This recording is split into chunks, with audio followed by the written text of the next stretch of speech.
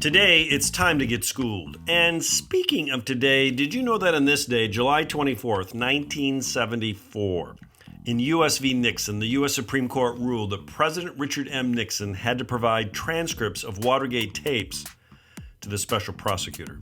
Prosecutors sought audio tape evidence to prove what the felony indictments believed to be true.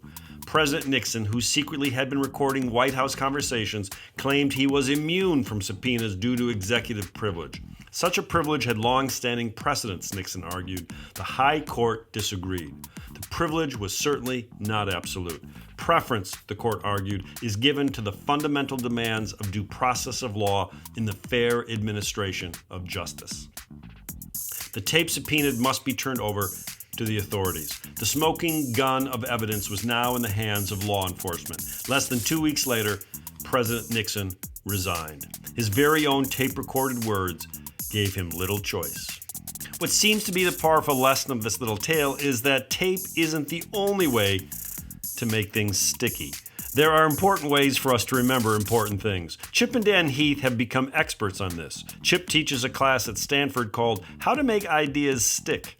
Together, their book, Made to Stick, is, frankly, stuck in my mind. They document 6 principles to explain why some ideas survive and others don't. Principle 1, simplicity. Strip an idea down to its core. Principle 2, unexpectedness. Use surprises. Principle 3, concreteness. Avoid abstract truths.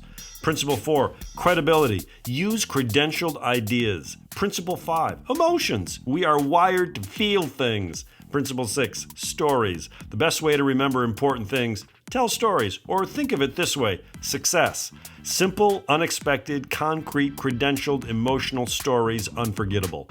If only Nixon had remembered this when he was president. Vengeance is mine, saith the Lord.